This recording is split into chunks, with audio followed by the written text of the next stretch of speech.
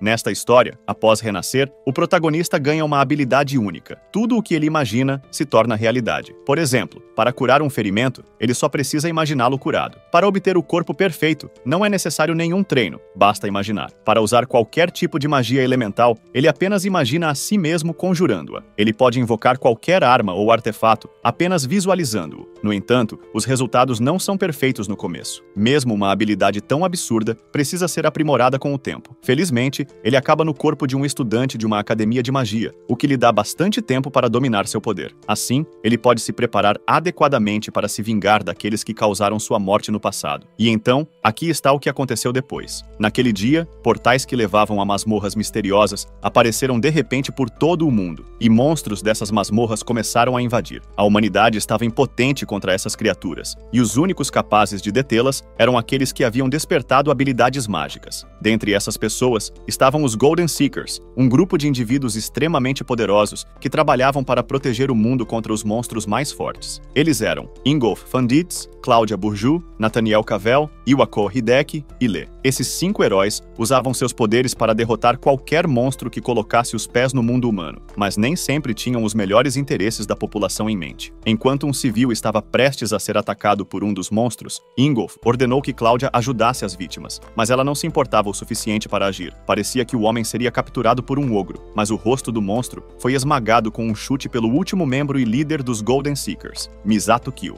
Misato sorriu e avisou a todos que cuidaria do restante dos monstros sozinho. Ele se lançou ao ataque depois de garantir que todos estavam bem, concentrando uma grande rajada de energia na mão e atravessando os monstros como uma bola de demolição humana, derrotando-os imediatamente. Os outros apenas observaram, admirados, enquanto ele eliminava sozinho a horda massiva de inimigos. Mas já era esperado que ele fosse tão forte. Afinal, com sua magia do tempo, ele podia ver o futuro e sempre sabia o que o monstro faria a seguir. Nesse nível de poder, Misato já não era mais humano. Em questão de minutos, o exército de monstros jazia morto nas ruas. Misato confrontou o último monstro, que caiu com a mesma facilidade, e ele finalmente pôde relaxar por ter protegido a paz do povo. Restava apenas selar o portal para que mais monstros não surgissem. No momento em que ele selou o portal, uma explosão o lançou para dentro da masmorra, prendendo-o atrás do próprio selo. Seus 5 companheiros o observavam do lado de fora da masmorra, sem demonstrar qualquer preocupação. Mesmo com sua habilidade de ver o futuro, ele nunca tinha previsto algo assim. Ele se aproximou do selo e perguntou se todos estavam envolvidos naquele plano horrível, e por que fariam algo tão cruel com ele. A resposta era óbvia para eles. O desejo de Misato de sempre garantir a segurança de todos colocava o restante do time em perigo constante. Ele evoluiu até se tornar um monstro de nível 100, capaz de usar magia temporal, enquanto o resto da equipe só queria ganhar dinheiro. Agora, estavam fartos dele, e era hora de selá-lo para poderem focar em dominar o mundo, sem se preocupar com o bem-estar das pessoas. Com isso, a equipe se afastou rindo do homem que estava prestes a morrer. Misato socava o selo, exigindo ser resgatado, mas eles nem sequer olharam para trás enquanto se afastavam. Ele não podia acreditar que seriam capazes de traí-lo por motivos tão egoístas, especialmente depois de tudo que passaram juntos, e de todo o esforço que ele fez para proteger o mundo dos monstros. Ele não conseguia entender por que fariam isso com ele, e nem teve tempo para descobrir. Monstros da masmorra começaram a perceber que ele estava preso ali, e começaram a atacá-lo. Misato, instintivamente, tentou lutar de volta, mas se deparou com uma parede massiva de monstros famintos e poderosos. Usou sua visão do futuro para tentar encontrar um caminho onde pudesse sobreviver, mas em todos os futuros possíveis, sua morte era inevitável. Parecia que seu futuro já não existia. Este era realmente o fim, mas Misato não queria cair como um covarde. Ele correu em direção dos monstros com o punho dourado, determinado a derrubar o maior número possível e mudar o destino. No fim, mesmo tendo derrotado centenas, milhares ainda marchavam em sua direção. De joelhos no chão, com seu próprio sangue formando uma poça ao redor, ele percebeu que não lhe restava escolha a não ser aceitar a morte. Mas mesmo que fosse morrer, faria de tudo para garantir que aquilo não terminasse ali. Enquanto os monstros se amontoavam sobre ele, Misato tentava desesperadamente garantir que sua morte não fosse em vão. Ele canalizou sua magia temporal em seu corpo, com a intenção de reencarnar, e ficando mais forte para que possa alcançar o auge de sua força. Uma vez reencarnado, quando Misato abre os olhos novamente, está em um corpo muito mais jovem, em um lugar diferente. Ele se levanta da cama de hospital e dá uma olhada no espelho. Esse novo corpo tem um rosto mais jovem e cabelos curtos. E, ao colocar a mão no espelho, percebe que a reencarnação funcionou exatamente como ele pretendia. No momento, parece estar em um hospital, mas o local possui medicamentos com os quais ele não está familiarizado. Devem ter se passado vários anos desde o incidente. E ele só espera que não tenha sido tempo demais, para que ainda possa se vingar das pessoas que o traíram. Sobre uma mesa ao lado da cama, ele encontra uma carteira de estudante que deve ter pertencido ao antigo dono do corpo que está usando agora. Pela data no cartão, ele percebe que se passaram pelo menos 20 anos desde o incidente, o que significa que ainda deve ter tempo para encontrá-los. O nome do estudante é Azayoski, e ele possui o atributo do vazio no nível 1. Ver esse atributo faz Misato rir de forma maníaca por causa da sua sorte. Em sua vida passada, ele era temido por seus companheiros por ser o mais forte, graças ao seu atributo do tempo. Mas, conforme evoluía, percebeu que não podia ficar mais forte. Isso porque, embora sua clarividência fosse capaz de ver tudo sobre o mundo, nem mesmo ele conseguia enxergar a verdadeira profundidade do poder do atributo do vazio. Mas agora, esse corpo que ele possui tem esse poder misterioso, e Misato sente pena dele. Isso porque o atributo do vazio é tão raro e inexplorado que ninguém sabe como treiná-lo. Provavelmente por isso o garoto ainda está no nível 1. Ele também deve ter sido zombado várias vezes por aparentemente não ter atributo algum, mesmo tendo, sem saber, o mais forte de todos. Agora que entende a situação em que está, Misato faz uma promessa ao garoto que já se foi. Ele fará com que seu nome seja conhecido em todo o mundo como o aventureiro mais forte que já existiu. Graças à sua habilidade de clarividência, Misato sabe como treinar o atributo do vazio, e com esse poder, ele se tornará o mais forte de todos no mundo. Assim que treinar esse corpo fraco de nível 1 até se tornar realmente poderoso, ele fará com que os traidores de sua vida passada se arrependam de tê-lo traído e causado sua morte. Para se vingar deles, Misato terá que fazer esse garoto ultrapassar o nível 1. Ele definitivamente era mais poderoso que eles em sua vida passada, mas agora não passa de um adolescente. O atributo do vazio, como o nome sugere, é um tipo de magia relacionada ao controle do Neo. Essa habilidade permite ao usuário projetar livremente sua imaginação na realidade. Todos são capazes de imaginar coisas, mas transformar essa imaginação em realidade é onde está a dificuldade. Felizmente para Misato, o corpo que ele assumiu está seriamente ferido. Isso significa que ele pode praticar suas novas habilidades se curando. Tudo o que precisa fazer é aplicar a imagem que tem em mente ao próprio corpo e visualizar-se lentamente curando os ferimentos. Se concentrar, pode imaginar cada célula do seu corpo sendo restaurada pela magia. Lentamente, ao aplicar a magia primeiro no braço, o hematoma enorme começa a se curar. No momento, é apenas uma conjuração rudimentar, então a velocidade de recuperação não é grande e ele percebe que a parte interna do braço ainda não está totalmente curada, mas mesmo assim, é um progresso promissor. Se continuar usando a habilidade para curar todos os seus ferimentos, seu nível aumentará pouco a pouco com o tempo. A habilidade de converter imaginação em realidade também melhorará com o uso constante. À medida que subir de nível, também aumentará o alcance do tipo de imagens que poderá transformar em realidade. Por meio desse desenvolvimento contínuo, ele poderá criar muitos tipos diferentes de coisas. E então, eventualmente, será capaz de usar diversos tipos de magia. Chegará até ao ponto em que a imagem criada na mente do usuário poderá ser reproduzida perfeitamente na realidade. Enquanto pensa nas possíveis aplicações de suas novas habilidades, um médico irrompe pela porta, surpreso por ele finalmente ter acordado. Misato tenta se levantar, mas o médico lhe diz para sentar, já que ele havia sido gravemente ferido após ser atacado por um monstro. Essa é a primeira vez que Misato ouve o que aconteceu com o antigo dono do seu corpo. Deve ter sido algo muito sério, porque o médico está surpreso que ele tenha acordado. Ele acredita que o milagre só pode ter sido graças à bênção dos santos. Essa é a primeira vez que Misato ouve falar dos santos. Mas para o médico é algo comum, e ele fica chocado ao descobrir que Misato não sabe quem ela é. Ela é conhecida como uma das santas do pentagrama das santas, mas Misato também não sabe o que isso significa. O médico simplesmente atribui essa falta de conhecimento básico ao fato de que ele acabou de recobrar a consciência após sofrer ferimentos graves. Por enquanto, ele muda de assunto e decide fazer um exame completo em Misato. Ao sair, Misato não consegue tirar da cabeça essa história das santas do pentagrama. Talvez sejam algum clã ou grupo de aventureiros que surgiu nos últimos 20 anos. Enquanto se concentra em subir de nível, ele também precisa entender o que mudou nas últimas 2 décadas. Ele pega um controle remoto na mesa de cabeceira e sintoniza um canal de notícias. Coincidentemente, está passando um programa especial sobre o desastre da masmorra de classe S que ocorreu há 20 anos. É exatamente disso que ele precisa. Informações. Ele precisa saber o que aconteceu depois de ter sido traído. A transmissão afirma que o culpado pelo desastre foi o líder dos Buscadores Dourados, o próprio Misato Kyoiro. Misato pula da cama em choque choque ao ver seu próprio rosto estampado na tela da TV. Ele não faz ideia do que estão falando e continua assistindo. Aparentemente, as notícias que circularam diziam que ele previu o desastre que estava por vir, mas se recusou a avisar alguém. Em vez disso, ele teria planejado tirar vantagem do caos iminente que varreria o mundo para assumir o controle e governá-lo. Para impedir isso, os outros membros dos Buscadores Dourados se uniram e lutaram contra ele para evitar que isso acontecesse. Após derrotar Misato, os membros restantes dos Buscadores Dourados se renomearam como as Santas do Pentagrama. E depois de uma batalha feroz, eles selaram a masmorra e salvaram o mundo. Essa mentira virou uma verdade aceita, algo que o mundo inteiro agora acredita. As Santas do Pentagrama passaram a liderar o mundo em diversas áreas. Misato desliga a transmissão e fica olhando pela janela em choque. Esse choque logo se transforma em uma risada incontrolável ao perceber o que realmente aconteceu durante sua ausência. Não apenas o traíram, arrastaram seu nome e dignidade na lama, sacrificaram-no e, sem vergonha nenhuma, colheram todas as recompensas. No fim, agora são aclamados como heróis pelo mundo enquanto ele apodrecia. Com essas novas informações, ele decide que definitivamente não vai perdoá-los. Agora ele tem que garantir que todos paguem, um por um, mas precisa se acalmar antes de se deixar levar pelas emoções. Afinal, não pode ser descoberto por eles agora, já que está muito fraco para enfrentá-los. A primeira coisa que ele precisa descobrir é onde eles estão e como pode alcançá-los. Ele pega o celular do garoto e começa a vasculhá-lo para descobrir qual academia ele frequenta. Assim como suspeitava, ele estuda na Academia de Treinamento de Aventureiros de Toko, que é dirigida por uma das Santas do Pentagrama, Iwako Hidei. Mal acordou e já localizou uma das Santas com facilidade. Mas Iwako é um homem cauteloso e não é o tipo de pessoa que deixaria suas fraquezas à mostra tão facilmente. Além disso, a diferença de níveis entre eles é enorme. Derrotá-lo, no estado atual, é praticamente impossível. Por enquanto, ele precisa focar em aumentar seu nível e ficar mais forte. Ele não pode fazer nada estando no nível 1, mas quando alcançar um nível aceitável, Iwako será o primeiro alvo. Algumas semanas se passam e, eventualmente, Misato está completamente recuperado e se preparando para receber alta. O médico mal consegue acreditar que ele se recuperou tão rapidamente, considerando a gravidade dos ferimentos. Começa até a pensar que Misato foi novamente abençoado pelas Santas, mas o protagonista o interrompe antes que ele termine a frase. Ele quer que o médico saiba com certeza que tudo o que conquistou até agora foi graças ao seu próprio poder. Com isso, ele deixa o hospital, se despedindo do médico pela última vez. Ao sair, agora que terminou os preparativos básicos para seu plano, está pronto para avançar para o próximo nível. Ele também conseguiu elevar seu nível até o 27. Agora é hora de se aquecer e testar suas novas habilidades indo a uma masmorra. Antes de sair do hospital, soube pelo médico que toda a família de Kyosuke havia morrido em um acidente. É trágico para Kyosuke, mas para Misato, isso torna as coisas muito mais fáceis, já que agora ele pode fazer o que quiser sem se preocupar com alguém questionando suas ações. Assim que sai do hospital, ele vai até o portão de masmorra mais próximo para começar sua primeira aventura. Ele precisa garantir que vai subir de nível e ficar mais forte o mais rápido possível. Agora que subiu de nível curando a si mesmo, é hora de testar suas novas habilidades em combate real. Ele vai até a barraca perto do portão, onde o guarda de segurança concede permissão para entrar e mostra sua carteirinha de estudante. O guarda segura sua mão para impedi-lo de continuar, preocupado com o fato de Misato querer entrar na masmorra sendo apenas nível 27. E esse local geralmente exige que aventureiros estejam pelo menos no nível 30 para formarem grupos. Mas o protagonista diz que tem certeza de que isso é verdade. Para casos normais, ele faz um gesto para que o senhor segurança o solte e diz que é um estudante da Academia de Treinamento de Aventureiros de Tokigoi. Então, contando que ele assine o formulário, estará tudo bem. Enquanto isso, pensa consigo mesmo que pesquisou isso quando estava no hospital. O segurança fica sem palavras. De repente, o protagonista ouve 3 rapazes dizendo que o segurança só fala aquilo porque está preocupado com ele, pois ele é um ninguém que não sabe qual é o seu lugar. O protagonista não diz nada, apenas pergunta ao segurança se só precisa assinar ali. Ele assina, mesmo com o guarda dizendo que é perigoso, e vai embora, agradecendo pela preocupação do guarda. Mas este continua apreensivo e chama os 3 rapazes, pedindo que sigam o rapaz que acabou de entrar na masmorra. Um deles fica chateado e pergunta por que deveria se preocupar, mas outro o interrompe, perguntando se isso não é uma coisa boa. Diz que, se ninguém assistir, mesmo que algo ruim aconteça, não será problema. Com isso em mente, os 3 correm para dentro da masmorra. Então o segurança, de bom coração, pede desculpas por incomodá-los. Corta para dentro da masmorra. O rapaz de cabelo lilás diz que farão o de sempre, desviver o garoto e colocar a culpa nos monstros, pois é sempre graças a esses idiotas que seus bolsos ficam cada vez mais cheios. 10 minutos depois, eles ficam irritados porque correm há muito tempo e ainda não conseguiram alcançar o garoto. De repente, param e veem o protagonista está sendo atacado por vários monstros. Ele, porém, mostra uma calma descomunal e, com um movimento dos braços, invoca chamas. Depois, gera uma aura verde na mão e lança tudo contra os monstros, que são obliterados na hora, restando apenas chamas e cinzas. Para espanto dos 3 rapazes, a ganância deles é tão grande que ficam mais admirados com a sacola de itens raros. A expressão de surpresa muda para uma de cobiça, perguntando-se quanto dinheiro teriam se vendessem tudo aquilo. Provavelmente poderiam viver confortavelmente por 6 meses. Parece que o garoto ainda não os notou, o que o torna um idiota. Os 3 saltam para emboscar o protagonista, atacando de uma só vez, mas ele apenas remove a máscara e pergunta se realmente acharam que ele não os notou. Enquanto desvia dos ataques, fala que não importa a era. Sempre haverá insetos tentando se apoderar do que não lhes pertence. Os trapaceiros se perguntam como ele desvia dos golpes. O mais ganancioso grita que deve ser sorte, então o protagonista prova que não é e dá um soco bem na barriga dele, fazendo-o cuspir muito molho de tomate pela boca e ficar desacordado. Enquanto isso, o protagonista diz que, para vermes como eles, o esmagará sem misericórdia e os usará sem hesitação como degraus de escada, pelo bem de sua vingança, que começa agora. Corta para fora da masmorra. Lá dentro, vemos um rapaz de pé, o que chegou depois ao ouvir que um estudante da academia entrou na masmorra sozinho. Mas tudo o que ele encontra são 3 estudantes já sem vida, o que o faz perguntar-se: o que raios aconteceu aqui?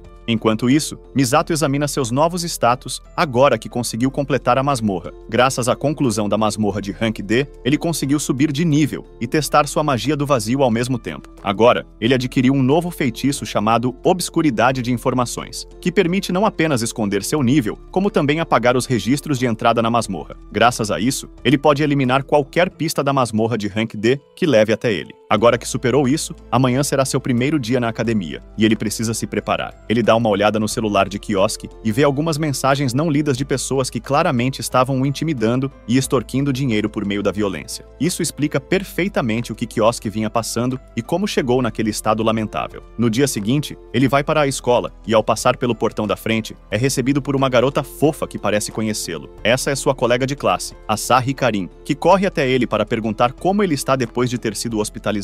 Parece que, apesar das dificuldades, Kioski tinha pessoas que se preocupavam com ele. Enquanto os dois conversam, um grupo de valentões aparece para confrontar Kioski. Eles zombam dele por não ter nenhum atributo e claramente sabem que ele mal escapou da morte. São provavelmente as mesmas pessoas que estavam mandando mensagens ameaçadoras na noite anterior. O líder dos valentões se aproxima e exige que Kioski pague por eles sempre terem que protegê-lo. E fica claro que isso vai acabar em briga. Karin se coloca na frente dele e tenta parar os valentões, lembrando que Kioski acabou de receber alta do hospital. Apesar de estar tentando ser corajosa por ele, suas mãos trêmulas são um sinal claro de que ela está apavorada. Nosso protagonista percebe isso e se coloca na frente dela, assegurando que ficará tudo bem. Os valentões riem dele, achando que ele só está tentando bancar o herói na frente de uma garota. Como ele está tão ansioso para se mostrar, os valentões ficam mais do que felizes em lembrá-lo do seu lugar na escola. Infelizmente para eles, ainda não perceberam que a hierarquia mudou desde que Misato assumiu. Ele fez uma promessa ao garoto, cujo corpo tomou, tornar seu nome conhecido no mundo como o aventureiro mais forte. E Misato se considera alguém que cumpre com sua palavra. Ele provoca o primeiro valentão, e isso funciona incrivelmente bem, fazendo com que o rapaz lance um feitiço em sua direção. Usar magia fora das masmorras é contra as regras da escola, mas parece que os valentões não se importam mais. Eles precisam mostrar a Misato que está errado em se rebelar quando não tem atributos. Um deles lança uma bola de fogo contra nosso protagonista, e Misato revida com uma bola de fogo ainda maior, anulando o ataque. Os dois feitiços colidem, resultando em uma explosão enorme, enquanto os valentões se perguntam quando foi que Kioski adquiriu a habilidade de usar magia de fogo. Misato mal se abala com os ataques fracos, e o valentão manda seus amigos pararem de ficar parados como NPCs e fazerem alguma coisa. Os dois lançam ataques de vento e água contra Misato, mas assim como aconteceu com o chefe deles, Misato contra-ataca com feitiços semelhantes em uma escala ainda maior. Eles mal conseguem acreditar que alguém que até pouco tempo não tinha atributo agora está usando vários tipos de magia ao mesmo tempo. Esse é um poder que nunca ouviram falar antes, mas é só o começo. Misato só estava usando os próprios poderes deles para anular os ataques, mas agora é a vez dele atacar. Ele concentra uma enorme bola de fogo atrás de si para intimidá-los, e o tamanho da magia faz com que todos fujam apavorados. Enquanto avança, Misato agarra o mais próximo, que grita por socorro enquanto tenta escapar. Então ele pergunta ao garoto se ele deu alguma ajuda a Kioski quando ele precisava. Sem esperar a resposta, Misato o segura pelo rosto e o ergue no ar enquanto carrega uma bola de fogo gigante no punho. Ele sabe que não precisa precisa ouvir o que o garoto tem a dizer. Pessoas como ele sempre dizem as mesmas coisas de qualquer forma. Por isso, não importa o que ele diga, nada vai impedir o punho de Misato de colidir com seu rosto. Com isso, ele desfere um golpe devastador no garoto, lançando-o para longe com força e deixando-o inconsciente no pátio da academia. Karen mal consegue acreditar que esse é o mesmo Kioski de antes, mas é óbvio que algo nele mudou. Agora Kioski não será mais alguém que pode ser alvo de zombarias por parte de qualquer um. Ele começará a trilhar o caminho para se tornar o aventureiro mais forte. Agora que viram o quão poderoso Misato realmente é, os valentões começam a implorar desesperadamente por suas vidas. Carregam seu amigo caído e saem mancando do pátio, ainda chocados com o fato de que Kioski parece ter se tornado uma pessoa completamente diferente depois de ter recebido alta do hospital. Misato suspira em decepção. Afinal, depois de toda a conversa, o valentão não era tudo aquilo que dizia ser. Ele entra na escola junto com Karen e fica claro que todos os estudantes viram o que ele fez no pátio. Todos o encaram e cochicham entre si enquanto ele passa. Misato percebe os olhares e se pergunta se acabou se destacando demais ao se exibir daquela forma. Enquanto anda com Karen, alguém tenta atravessar a multidão para alcançá-lo antes que ele entre na sala de aula. É Yoi Tsudai que se aproxima de Kioski para fazer algumas perguntas antes da aula começar. Kioski não faz ideia de quem é esse cara, mas ele parece ser um veterano. Com certeza seria um incômodo lidar com ele, então Kioski decide recusar a conversa. Ele se vira e diz que não podem conversar agora, já que a aula está prestes a começar. Mas Yoichi não vai aceitar um não como resposta. Ele se apresenta como o líder do Biting the Cat, um clã que o diretor Iwako criou para a escola. Isso chama imediatamente a atenção de Kioski, que congela com a mão prestes a abrir a porta. Vendo que conseguiu atrair a atenção do nosso protagonista, Yoichi pergunta novamente se Kioski estaria disposto a conversar um pouco e ceder parte do seu tempo. Como o contexto mudou, Kioski concorda alegremente em conversar com o veterano. Eles encontram um lugar mais reservado para conversar, e Yoichi vai direto ao ponto. Ele pergunta se Kioski é o responsável por derrotar os aventureiros que foram encontrados mortos na masmorra de Rank D. Nosso protagonista finge não entender nada, mas por dentro se pergunta como essa informação, que ele fez questão de esconder, vazou. Yoichi diz que ouviu dos funcionários que um aluno da academia entrou na masmorra, então foi investigar, e lá dentro encontrou os corpos de criminosos infames conhecidos por caçarem novatos. Além disso, nem 10 minutos atrás, Kioski usou múltiplos atributos para lutar contra seus colegas de classe. Embora tudo isso seja verdade, a forma como Yoichi apresenta suas evidências mostra que ele realmente não sabe os detalhes da magia do nosso protagonista. E também não tem nenhuma prova concreta de que Kioski foi quem derrotou os aventureiros novatos. Yoichi fica mais agressivo e ordena que Kioski diga logo a verdade e admita o que fez. Mas nosso protagonista permanece calmo e diz que naquela manhã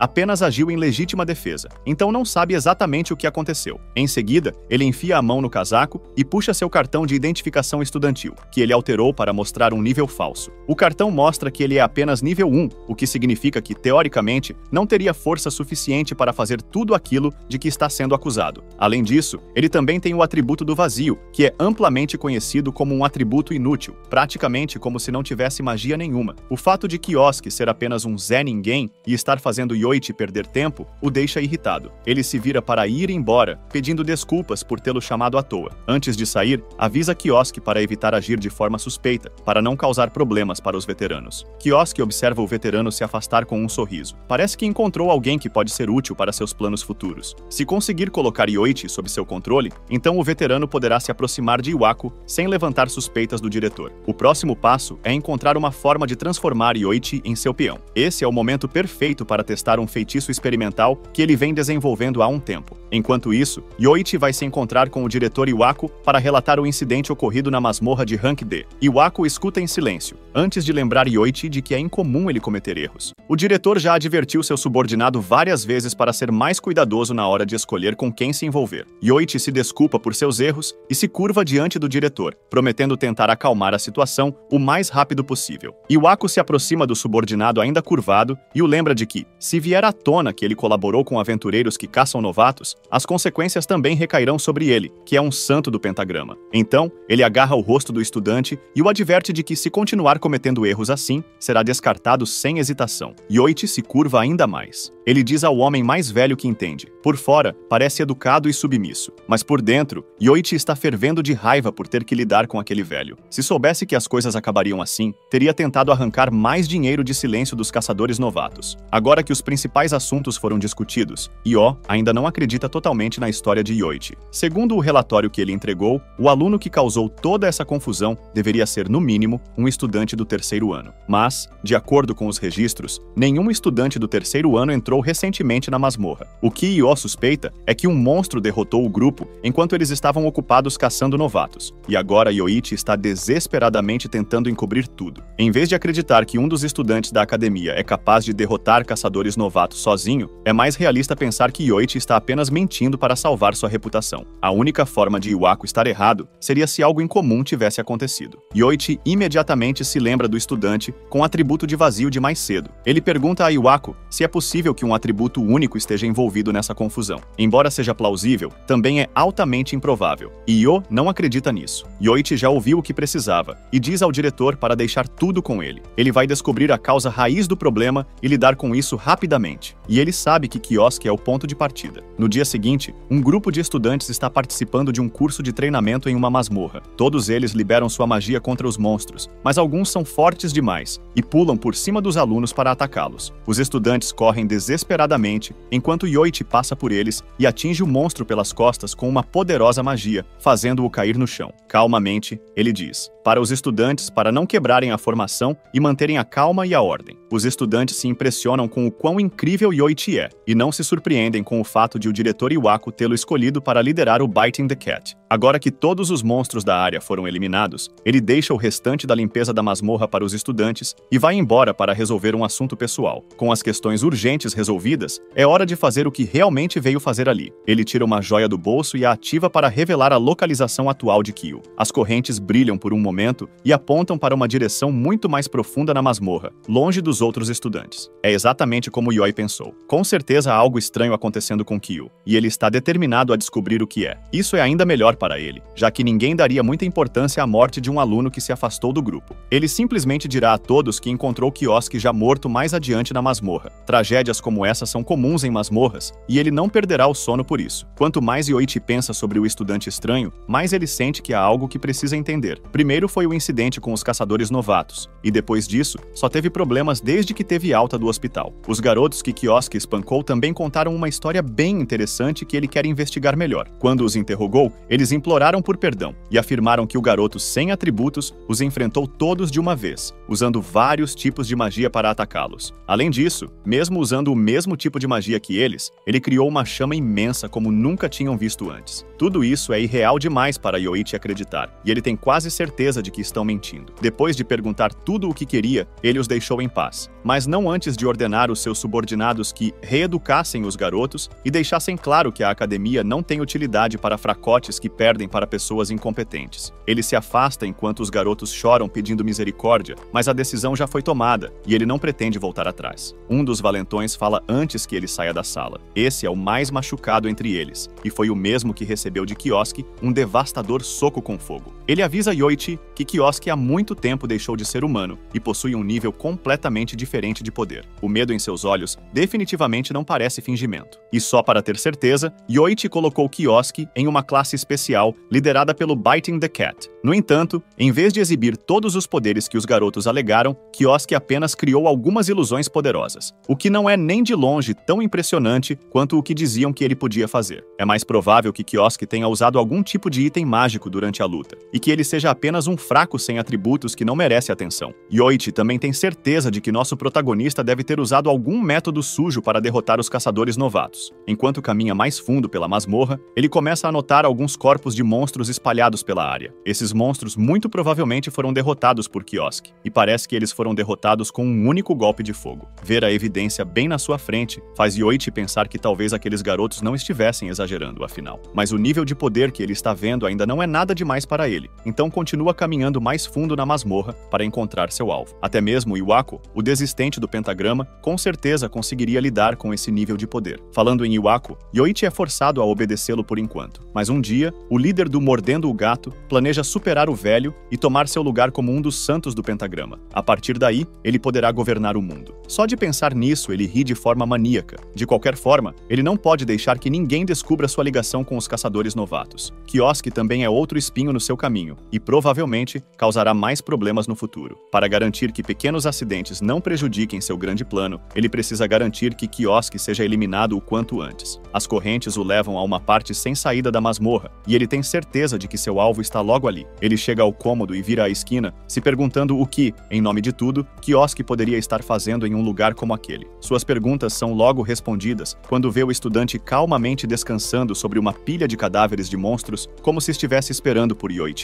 No momento em que vira à esquina, Kiosk o repreende por estar atrasado e o fazer esperar. Yoichi mal pode acreditar no que está vendo. Afinal, sua presença deveria estar completamente oculta. Mas é claro que Kiosk estava pacientemente esperando por ele esse tempo todo. Sua mente começa a disparar, tentando entender como Kiosk conseguiu perceber sua presença. Mas o nosso protagonista repete seus pensamentos perfeitamente antes mesmo que ele termine de formulá-los. Além de ser poderoso em um nível desconhecido, parece que o nosso MC agora também consegue ler pensamentos. Esse é mais um problema para Yoichi, que tenta descobrir quem está enfrentando. Sem razão para continuar escondido, Yoichi sai de seu canto e pergunta diretamente a Kiosk o que exatamente ele é. Kiosk não responde à pergunta, e em vez disso, elogia Yoichi por ter sido pessoalmente escolhido por Iwako. Mas então diz que esse feito não é algo que deva ser considerado grande coisa. A forma como ele caçou os novatos e extorquiu o dinheiro deles é um ato covarde, exatamente como seu mentor, Iwako. Isso é algo que ninguém deveria saber, mas está claro que Kiosk já entendeu completamente seu veterano. Então, nosso MC salta da pilha de cadáveres para confrontar diretamente seu veterano. Ele sabe que Yoichi parece gostar de atormentar os outros, mas isso só acontece porque ele nunca entendeu como é ser caçado. Agora que decidiu enfrentar Kiosk,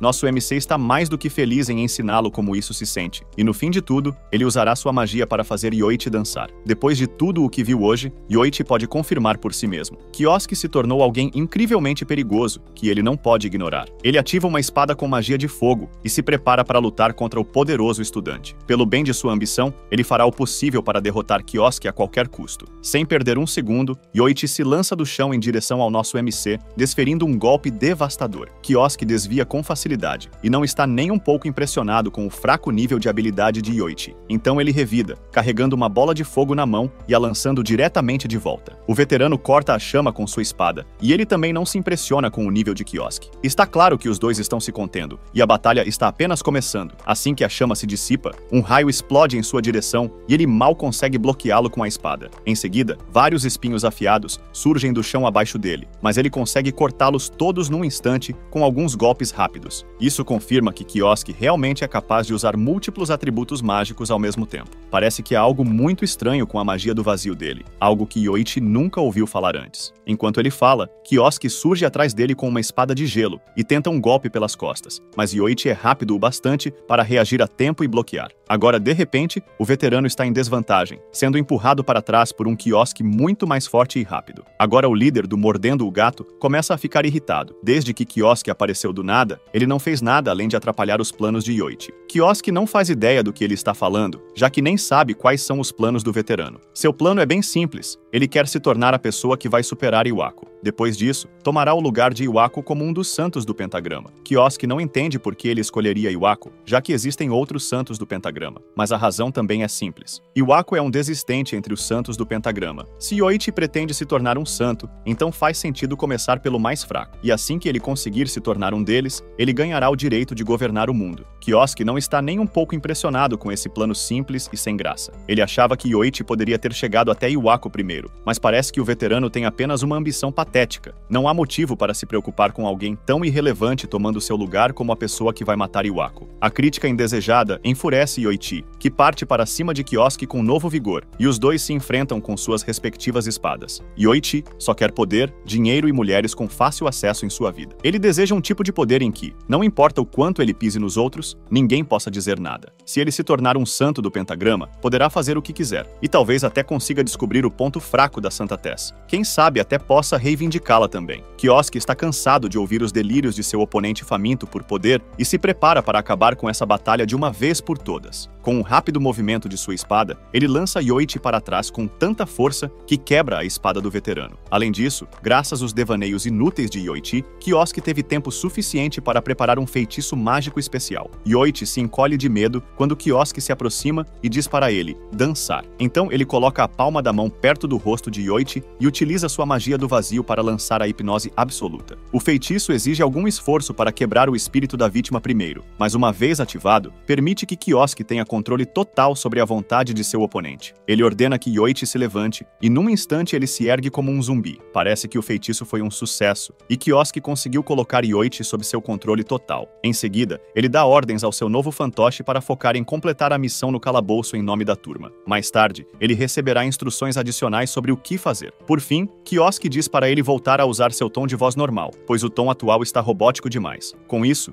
Yoichi retorna, mas agora está completamente sob o controle de Kioski. Enquanto o homem se afasta, Kioski solta um sorriso malicioso antes de partir para se reunir com seu grupo. Enquanto avança pelo calabouço, ele é encontrado por Karen, que estava o procurando há um tempo. Ela estava preocupada, já que ele desapareceu repentinamente do grupo sem deixar rastros. Kioski faz seu melhor sorriso e pede desculpas por ter sumido de repente. Ele diz que só foi conversar com Yoichi sobre algo, o que a surpreende, já que ela não sabia que ele e Yoichi eram tão próximos. Ela pergunta sobre o que eles estavam conversando. Ele responde que estavam apenas falando sobre como realizar seus sonhos e que recebeu bons conselhos. Os conselhos foram tão bons que um de seus sonhos já se realizou. A conversa dos dois é interrompida pelo grupo de estudantes deixando o calabouço. A aula especial está prestes a terminar e todos os alunos precisam retornar ao grupo antes de partirem. Karen se vira para voltar ao grupo e pede que Kioski a acompanhe. Tudo está saindo conforme o plano dele, e agora ele conseguiu adquirir um peão que Iwako jamais suspeitaria. Yoichi retorna para dar um relatório de progresso sobre sua investigação a respeito da pessoa que atacou os caçadores novatos. Ele conta a Iwako que o estudante que atacou os novatos é, na verdade, um aluno com um atributo único, como ele suspeitava. O aluno é um tal de Saioski, um calouro com o atributo do vazio. Yoichi afirma que está mantendo Kioski preso no local habitual de tortura e que também está interrogando o calouro para extrair informações. Foi assim que o estudante admitiu usar magia de múltiplos atributos. Isso chama a atenção de Iwako, que pergunta o que Yoichi quer dizer com magia de múltiplos atributos. Os detalhes ainda são desconhecidos, mas Yoichi pede mais tempo para descobrir quais segredos Kioski está escondendo. Além disso, já faz um tempo desde que o diretor teve algum envolvimento direto com suas vítimas. Yoichi pergunta a Iwako se ele gostaria de ficar encarregado da tortura e do interrogatório do estudante. Esse tipo de coisa normalmente não é algo que Io se preocuparia, mas só desta vez não faria mal. Já fazia um tempo que ele não torturava alguém, e essa seria uma boa oportunidade para retribuir generosamente ao garoto por todos os problemas que causou tanto ao diretor quanto a Yoichi. Enquanto os dois conversam, o telefone de Iwako toca e ele diz a Yoichi para sair, garantindo que cuidará disso pessoalmente mais tarde no armazém. Então o homem atende o telefone e é saudado por uma voz feminina zombeteira do outro lado. Ela o cumprimenta e agradece por ter escolhido sua companhia durante o leilão de materiais do dia anterior. Iwako não está com paciência para o tom pretensioso dela e manda que ela pare com a encenação. A pessoa do outro lado da linha é uma das santas do pentagrama e atual CEO da empresa Lê. Ela abandona a encenação, como ele pediu, e o lembra de que são parceiros, já que estão compartilhando os adoráveis subsídios do governo. Mesmo assim,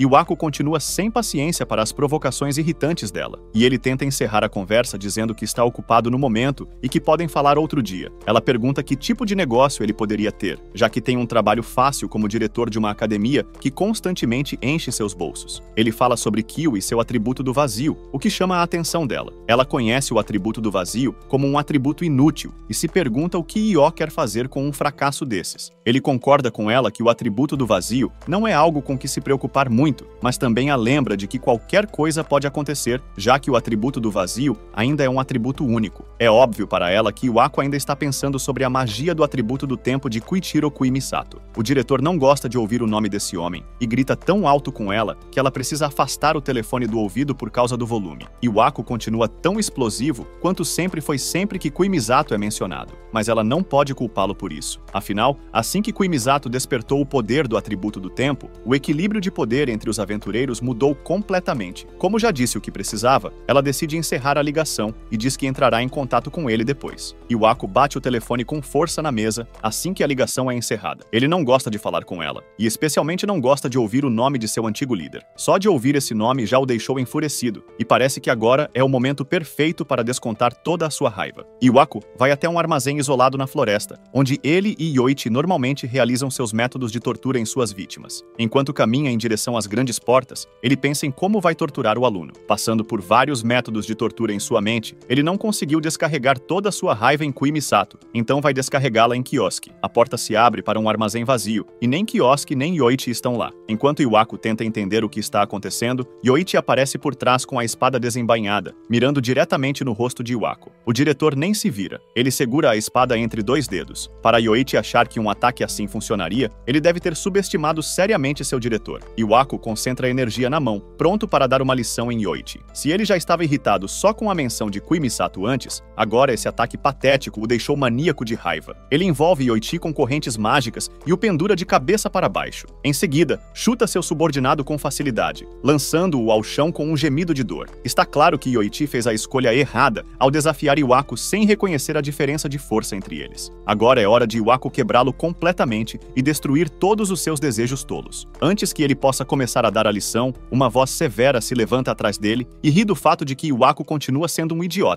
O diretor vira a cabeça em direção à voz e vê Kyosuke saindo calmamente do armazém. Ele continua criticando Iwako, apontando seu hábito de se ajoelhar diante dos fortes e explorar os fracos. O homem mais velho continua tão ganancioso e tolo quanto sempre foi. Iwako ainda não percebe com quem está falando e tenta lembrar ao estudante que ele está falando com o diretor da academia, mas Ki não para de falar. Ele aponta o fato de que Iwako é um hipócrita, já que se alguém arruinou a si mesmo com desejos egoístas, esse alguém é ele. Essa é a gota d'água para Iwako, que exige que Kyosuke lhe dê seu número de matrícula para que possa expulsá-lo. Kyosuke sorri ao perceber que Iwako ainda não descobriu quem ele realmente é. Ele trabalhou tanto para chegar a esse momento e agora finalmente é hora de ele e Io conversarem entre si. Iwako ainda não faz ideia de com quem está lidando, mas agora tem certeza de que precisa ensinar uma grande lição a Kyosuke para provar a enorme diferença entre suas forças. Ele inicia o ataque com magia avançada do atributo Terra, criando um punho gigante de pedras para destruir Kyosuke com um único golpe. Normalmente, não haveria como um estudante escapar de um ataque desses. Ele lança o punho em direção a Kyosuke, que não reage e parece prestes a receber o golpe completo. O ataque acerta, e Iwako começa a rir descontroladamente, achando que Kyosuke foi derrotado com facilidade. Isso é o que acontece quando meros alunos tentam desafiá-lo. A fumaça se dissipa e não há sinal de vida. O armazém está completamente destruído, sem nada restando. Iwako começa a pensar que talvez tenha exagerado um pouco, já que destruiu o armazém e agora terá que arranjar outro lugar para torturar suas vítimas. Ele nem chegou a descobrir quem era Kyosuke, mas pelo menos pode ficar por ali e vê-lo morrer. Quando sente que seu trabalho está feito, se vira para ir embora, mas então percebe Kyosuke parado bem à sua frente, completamente ileso. Nosso protagonista caminha calmamente para fora dos destroços e lembra Iwako de que ele só queria ter uma conversa, e não com violência. O diretor mal consegue acreditar que um simples estudante foi atingido por sua magia avançada e ainda assim saiu completamente ileso. Nunca houve um estudante tão poderoso assim antes. Agora Iwako não está apenas curioso, ele está furioso e exige saber quem Kyosuke é. Kyosuke sorri e pergunta a Iwako se ele ainda não descobriu quem ele é depois de todo esse tempo. Iwako ainda não sabe quem Kyosuke é e manda o estudante parar de brincar e revelar seu nome de uma vez por todas. Kyosuke sorri novamente e pergunta a Iwako mais uma vez se ele realmente se esqueceu dele. É então que Io finalmente percebe, pelo jeito de falar e os trejeitos, que esse estudante se parece e soa assustadoramente como Misato. O homem mais velho começa a recuar com medo, sem acreditar que Misato poderia estar de volta. Afinal, aquele cara está definitivamente morto. Ele mesmo se certificou disso ao selar o portal. Ele começa a pensar que tudo isso deve ser algum tipo de atuação doentia feita por Kyosuke, e diz ao estudante para parar com o teatrinho. Kyosuke provavelmente apenas viu o novo segmento sobre Misato recentemente, e está tentando interpretar o personagem para parecer intimidador. Essa é a única explicação, porque até onde ele sabe, Misato Kuachiro está morto. Com isso, Iwako concentra magia de vento em sua mão e reúne magia da terra ao seu redor, enquanto se prepara para lançar outro ataque pesado. Kyosuke suspira, decepcionado com o quão pouco Iwako mudou. Ele sempre foi assim, vivendo apenas acreditando no que é conveniente e ignorando o que não é. Iwako está cansado de ouvir os sermões de Kyosuke e continua a concentrar sua magia. Ele avisa que se Kyosuke continuar se aproximando, será atingido com toda a força de seu feitiço. Kyosuke continua andando para frente, carregando também uma rajada mágica. Ele já entendeu qual é a motivação do homem. Foi influenciado pelas palavras doces de quem estava ao seu redor e por isso acabou traindo Misato. Dizer esse nome parece ser a gota d'água para Iwako, que lança um ataque mágico completamente carregado contra o estudante. Kyosuke responde à altura com uma rajada de magia de fogo, anulando totalmente o ataque com apenas um movimento de mão. O ar se dissipa à medida que os feitiços se anulam, deixando Iwako completamente chocado por um estudante ter conseguido contra-atacar sua magia. Além disso, Kyosuke usou exatamente a mesma técnica que Misato usou para para derrotar o monstro final durante o desastre do portal, há 20 anos. Não há mais como negar. É óbvio que este realmente é Misato, de alguma forma de volta para se vingar. Iwako cai de joelhos enquanto começa a se lembrar de tudo. Ele tem certeza de que haviam selado Misato na masmorra e que ele deveria estar morto, mas, de alguma forma, ele sobreviveu. Kioski o assegura de que ele realmente foi selado e aprisionado e lançado nas profundezas do desespero. Iwako finalmente aceita que é mesmo Misato quem está na sua frente, e o estudante se aproxima do diretor com um sorriso, feliz por Iwako finalmente se lembrar dele. Iwako está tão chocado que precisa perguntar de novo se Kioski é mesmo o morto Misato Quatiro. O diretor não espera uma resposta e se levanta para desafiá-lo novamente. Ele simplesmente não consegue acreditar que este seja de fato Misato. Aquele homem morreu há mais de 2 décadas, e para ele estar aqui, isso significa que de algum modo voltou a este mundo. Então ele começa a carregar outro feitiço, desta vez para derrubar Kioski de vez. Ele dispara mais ataques com magia de vento contra o estudante, mas Kioski dá passos para trás com facilidade, desviando totalmente do ataque. Mas Io não lhe dá tempo para descansar e lança outro imenso punho de pedra contra ele. Kioski ainda consegue desviar calmamente do ataque, sem demonstrar qualquer urgência. Neste ponto, Iwako está ainda mais irritado por um pirralho estar conseguindo desviar perfeitamente de todos os seus ataques, aparentemente sem nenhum esforço. Ele precisa assumir o controle o mais rápido possível, porque não é apenas a luta que está em jogo, é seu orgulho também. Durante seu tempo como buscador dourado, ele era não combatente, e até hoje os outros santos do pentagrama zombam dele por ser tão covarde. Mas ele não deixou essas provocações o derrubarem. Fez questão de provar, incontáveis vezes, que não é fraco, e recentemente tem desenvolvido algo que vai demonstrar sua verdadeira força. Iwako levanta as mãos e reúne magia de vento e terra ao seu redor, fazendo a área ao redor escurecer enquanto a energia mágica gira ao redor dele. Esse feitiço que ele está preparando é uma técnica secreta que levou 20 anos para ser criada. Mais pedras e ventos se acumulam ao redor, girando no ar e formando um ataque devastador. Esse é o resultado de seu aprendizado dedicado em como usar simultaneamente magia de vento e terra. Assim que o feitiço é totalmente ativado, ele o lança contra Kioski de uma só vez. Vários disparos poderosos de vento e terra saem de sua palma diretamente em direção ao nosso protagonista, cortando o ar até atingirem o chão, provocando uma imensa explosão que engole completamente o estudante. O grande redemoinho mágico se dissipa, e Iwako tira um momento para recuperar o fôlego. Este é o seu feitiço mais poderoso, e claramente aquilo consumiu muita energia dele para ser conjurado. A poeira começa a baixar, e mais uma vez, não há sinal de Kioski em meio dos destroços. Parece que Iwako conseguiu sair por cima desta vez. Kioski não está revidando, o que significa que provavelmente foi derrotado pelo poderoso feitiço. Iwako cai na gargalhada, feliz por ter conseguido derrubar o grande Misato Quitiro sozinho. Ele começa a zombar do homem presumivelmente morto, perguntando se ele realmente achava que, depois de 20 anos, ele ainda seria o mesmo covarde de antigamente, dos tempos dos buscadores dourados. Não importa o quão forte seja o atributo do tempo de Misato, tudo aquilo ficou no passado. E agora é Iwako quem saiu por cima. Naquela época, quando grandes batalhas aconteciam e os buscadores dourados surgiam para salvar o mundo, tudo o que Io podia fazer era se esconder e pegar os itens que caíam dos inimigos derrotados pelo time. Mas isso foi há 2 décadas, e Iwako não é mais o mesmo de antes. Ele ridiculariza Kioski por subestimar sua força e esquecer que depois de 20 anos, o poder de alguém certamente aumenta com o tempo. É natural que ele tenha se fortalecido, afinal. Agora que conseguiu a façanha de finalmente derrotar Koichiro, ele garante que os outros santos do pentagrama não vão mais se comportar como se estivessem acima de todos. Agora começará seu reinado como o verdadeiro mais forte entre os santos do pentagrama. Uma voz interrompe seu discurso delirante e pergunta se ele finalmente terminou. Kioski surge da poeira completamente ileso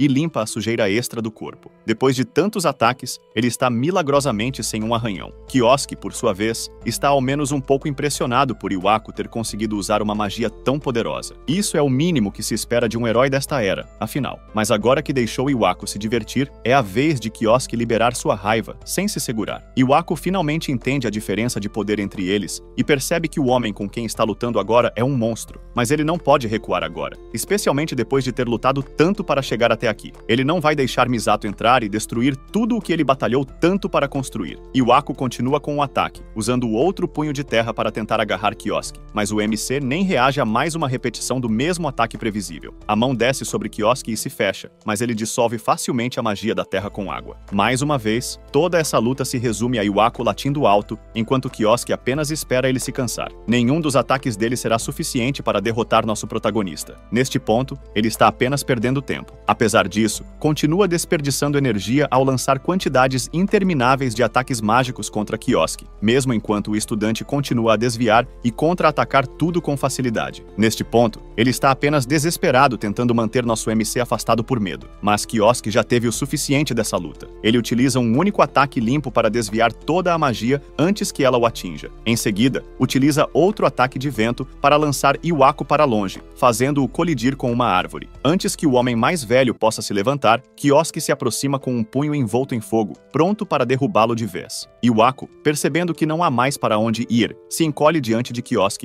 implorando desesperadamente por perdão. Kiosk pausa o punho em chamas por um momento, enquanto o homem continua a se arrastar nos seus pés. Ele pede desculpas pelo que aconteceu há 20 anos e continua implorando por sua vida. Embora pareça arrependido por fora, está apostando na empatia esmagadora de Kiosk para que o deixe escapar. Se implorar o suficiente, com certeza Kiosk deixará ele sair dali com a cabeça ainda no lugar, mas nosso MC apenas manda ele calar a boca. Ele enxerga através das artimanhas do homem mais velho e sabe que este é o mesmo truque usado para prendê-lo naquela época. Não há chance de permitir que aquilo se repita. Parece que Kiosk está além do ponto de aceitar súplicas e se prepara para encerrar a luta de uma vez por todas, reacendendo o punho em chamas. Iwako se levanta e continua a implorar, lembrando Kiosk de que eles costumavam ser amigos, mas já é tarde demais. E nosso MC diz ao homem que ele não tem mais o direito de chamá-lo de amigo. Agora, ele se tornou apenas um demônio da vingança. Então, sem hesitar, ele acerta o punho em chamas no rosto do homem. E em seguida, ele continua com vários ataques de alta intensidade, espancando brutalmente o homem até deixá-lo à beira da morte. Quando Iwako começa a perder a consciência, ele percebe que nunca deveria ter se metido com Misato Kyoiro para começo de conversa. Kiosk desfere um último soco poderoso, lançando o homem para longe e o deixando inconsciente. Apesar da surra brutal, Kiosk se certificou de não matar Iwako. Afinal, ele ainda tem algumas perguntas para o homem. Essas perguntas, no entanto, vão ter que esperar, pois ele está completamente desacordado e incapaz de falar. Depois de um tempo, Iwako acorda e vê Kyo imponente sobre ele. O homem imediatamente grita e recua em pânico antes de voltar a implorar para não ser morto. Kiosk diz para ele se acalmar, garantindo que ele ainda não vai morrer. Mas, em troca, há algumas perguntas que precisam ser respondidas. Kiosk enfia a mão no bolso do homem e pega seu celular. A primeira coisa que ele quer é informação sobre a Santa do Pentagrama, Lewaki. Iwako tenta pegar o celular de volta, mas Kiosk o segura fora de alcance. Ele vasculha o histórico de chamadas, e de acordo com os registros, Iwako falou com Lei ainda hoje. Kiosk exige saber sobre o que os dois estavam conversando. Sabendo muito bem que provavelmente morrerá se não cooperar, Iwako cede e revela que Lei está prevista para chegar ao Japão em 3 dias e queria conversar sobre sua visita. Kiosk sorri com a informação.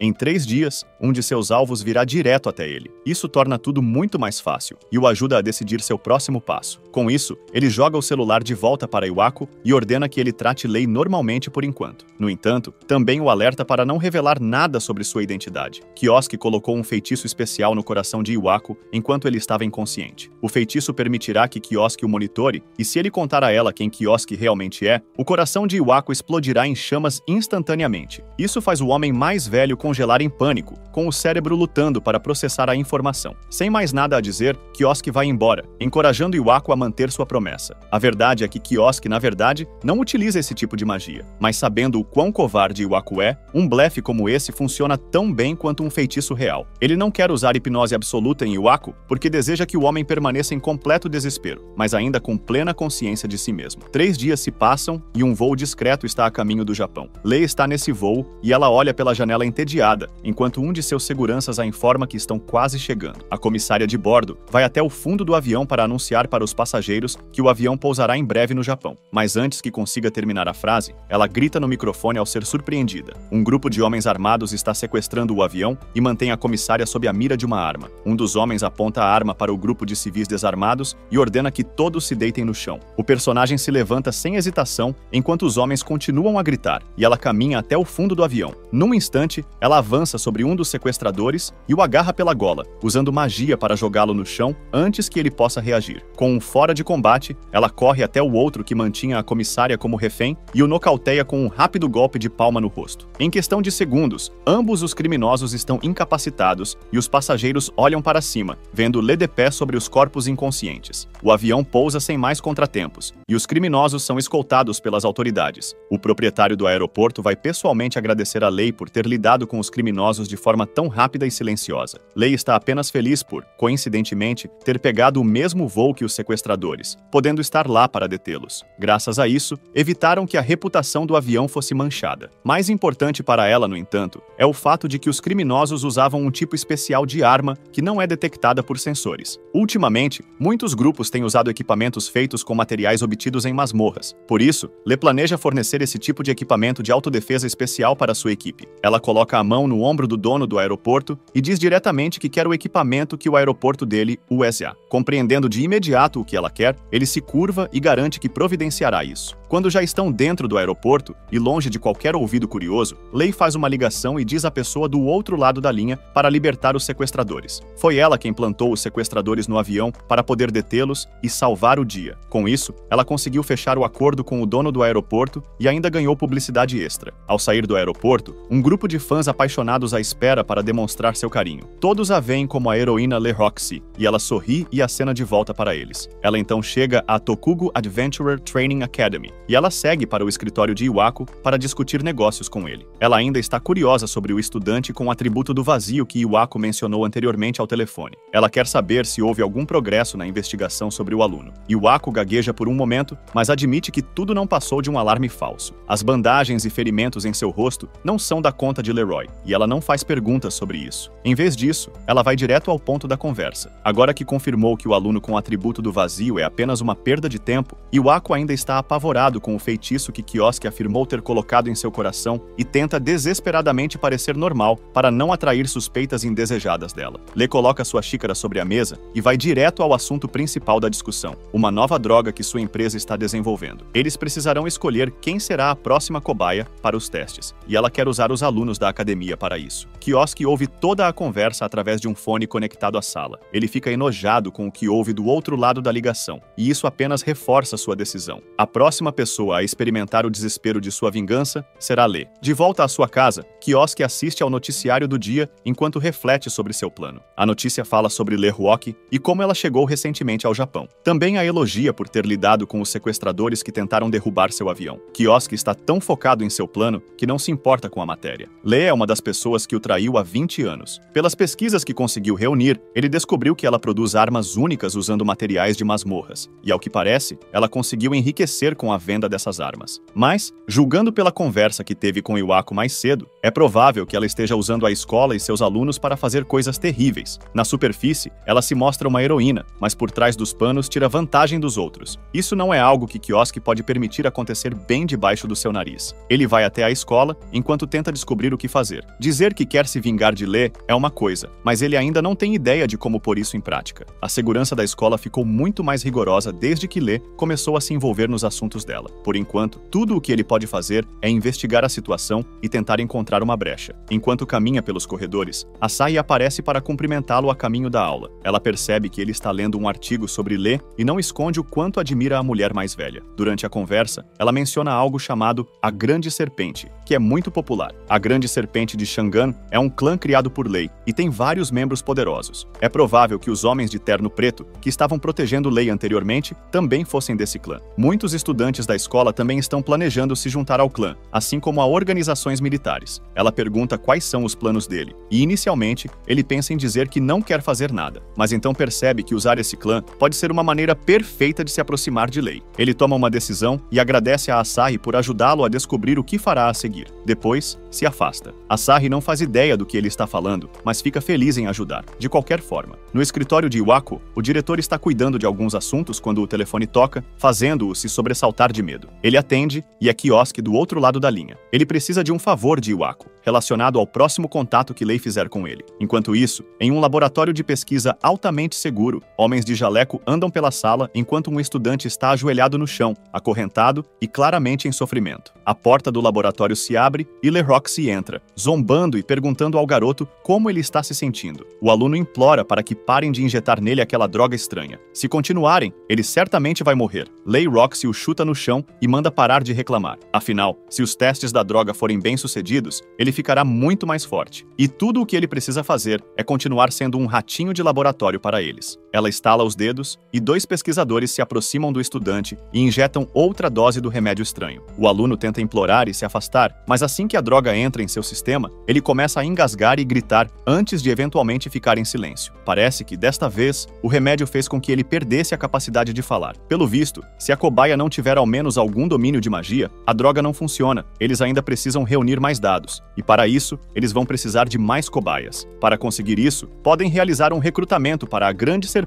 do clã Tiangshan, mas na verdade, é apenas uma forma de reunir pessoas fortes para usar como cobaias. Ela faz uma ligação para Iwako para perguntar se ele se lembra da conversa que tiveram antes sobre cobaias. No momento, ela precisa de alguém habilidoso com magia e quer que ele selecione alguns estudantes da academia para que ela possa usar. Iwako, em vez disso, lhe dá a ideia de realizar uma seleção na própria academia. Assim, eles podem encontrar diretamente pessoas talentosas e trazê-las sem levantar suspeitas. Lê fica encantada com a ideia e começa a planejar a seleção imediatamente. Enquanto isso, Iwako encerra a ligação com um suspiro. Ele fez o que Kioski pediu. Agora, a bola está com o protagonista. No dia seguinte, um dos guardas de Lê faz um anúncio para os estudantes, informando que a grande serpente de Chang'an fará um exame de seleção para recrutar novos membros. Os estudantes ficam empolgados com a oportunidade de entrar para um clã popular, mas Kioski apenas sorri, satisfeito. Parece que finalmente surgiu um caminho para se aproximar de Lei. Os estudantes interessados em entrar para a grande serpente de Chang'an se reúnem no campo de esportes da escola para participar do exame de seleção. O guarda pessoal de Lê aparece para explicar como funcionará o exame. Enquanto ele explica as regras da competição, Kioski decide que precisa passar neste exame para entrar no clã e se aproximar de Lei. Sua abordagem desta vez precisa ser diferente daquela usada com Iwako. Antes, tentou não chamar atenção, mas agora ele precisa atrair os olhares do braço direito de Lê, Yang Xinyu, além dos outros avaliadores. Para isso, ele decide exibir um pouco de seu poder. Após os anúncios iniciais, Kioski vai até a área de espera, aguardando o início das preliminares. Asahi se aproxima quando o vê descansando nas arquibancadas. Ela revela que também pretende fazer o exame, o que não agrada nada a Kioski. Ele preferia que ela não se envolvesse nessa confusão. A própria Asahi sabe que não está no mesmo nível dos outros estudantes poderosos que vão participar do exame, mas tem seus próprios motivos para querer entrar, apesar disso. Ela planeja dar o seu melhor para passar e também deseja boa sorte a Kioski. Os exames começam com um teste para medir o poder mágico. Os guardas apresentam um orbe que será usado como dispositivo de medição, capaz de visualizar o poder mágico de quem o tocar. Os estudantes devem se aproximar um por um, canalizar seu poder mágico no orbe e, com base no resultado, receberão suas notas. O primeiro grupo de estudantes não impressiona muito o examinador, que dá notas medianas para a maioria. Então chega a vez de Kioski. Ele caminha com confiança até o orbe para fazer seu teste, mostrando seu cartão ao examinador ao passar. O homem não se impressiona ao ver que ele é um usuário de atributo vazio de nível 30, e já não espera muita coisa. No entanto, suas expectativas são completamente destruídas quando Kioski libera uma quantidade massiva de poder mágico, fazendo com que o orbe brilhe intensamente, quase cegando todos ao redor. Mal conseguem acreditar no quão poderoso ele é só com o primeiro teste. Quando o espetáculo de luzes termina, Kioski se afasta calmamente enquanto o examinador lhe dá uma nota S pelo desempenho. O próximo teste é de habilidades mágicas, onde os estudantes têm a chance de demonstrar o que conseguem fazer com seus atributos. Kioski começa gerando um pedaço de terra, um feitiço básico que a maioria consegue usar, mas então ele cria uma esfera de água, o que já é surpreendente. Depois disso, ele finaliza com uma esfera de fogo, uma de relâmpago e outra de ar, conseguindo manter todas perfeitamente ao mesmo tempo. Esses são todos os atributos básicos da magia sendo conjurados e mantidos simultaneamente, um feito que ninguém jamais presenciou antes. Esse é o poder do atributo vazio, que foi zombado como inútil por tempo demais. Asahi corre para parabenizá-lo após sua performance incrível, mas agora é a vez dela de mostrar seu valor com sua magia. Ela se aproxima de um monte de plantas secas e mortas e lança magia de luz sobre elas, revivendo-as instantaneamente e as enchendo de vitalidade. Os outros estudantes riem do fato de que tudo o que ela consegue fazer é reviver plantas mortas, o que não parece nada especial. Mas Kioski conhece o verdadeiro valor da habilidade dela. Ela possui magia do atributo luz, que é tão rara quanto o atributo vazio dele, o que significa que ela tem o potencial de se tornar poderosa como ele. No entanto, será difícil para os examinadores avaliarem suas habilidades, justamente por serem tão raras. Ele sente um pouco de pena dela, mas acredita que é melhor que ela não se envolva nesse caos com ele. Inesperadamente, apesar dos pensamentos de Kioski, Yang Senu coloca o nome dela como alguém que vale a pena tentar como sujeito de teste. Depois que todos os exames terminam, a última etapa é um duelo individual contra os examinadores. Esses examinadores são membros da Grande Serpente. Naturalmente, os estudantes não têm chance de vencer, mas Mas essa luta não é sobre vencer ou perder. Todos serão avaliados com base em como lutam. Yang Shinu sabe muito bem que não há como um estudante vencer alguém do seu clã. Chega a vez de Kioski, e ele é escalado para enfrentar um dos examinadores com a aparência mais intimidadora do evento. Ele já havia chamado bastante atenção durante o exame por causa de todas as demonstrações de habilidade que fez anteriormente. Por isso, o professor está mais do que feliz em enfrentá-lo e provar que seus resultados nos outros testes não significam nada quando se trata de combate real. Kioski humildemente concorda e diz que está empolgado para aprender muito com a luta. O examinador quer acabar com isso em um único golpe e cria um grande ataque usando magia de terra, disparando múltiplos projéteis contra Kioski. O estudante bloqueia imediatamente com magia de vento e contra-ataca o feitiço por completo, devolvendo tudo na direção do examinador. Ele não consegue acreditar que um simples estudante destruiu sua magia com um único golpe, mas, quando olha para cima, Kioski já desapareceu. Então ele reaparece atrás do homem com um afiado estilhaço de gelo feito com magia de água pressionado contra sua garganta. O vencedor é declarado imediatamente, e Kioski sai vitorioso no exame. Yang Shinyu não consegue acreditar que um estudante foi capaz de vencer alguém do seu clã, e começa a se perguntar quem exatamente é Kioski. Mais tarde, naquele mesmo dia, ele liga para Lê para explicar os detalhes do exame. Ela pergunta se ele encontrou algum sujeito de teste interessante, e ele menciona um estudante em particular que chamou bastante atenção. Ele passou no exame com um desempenho incrivelmente forte e parece ter o atributo do vazio. Assim que LeRoxy ouve isso, ela percebe que o estudante provavelmente é o mesmo que Iwako estava investigando. Agora que ela ouviu isso, parece que conseguiu pôr as mãos em uma cobaia muito interessante.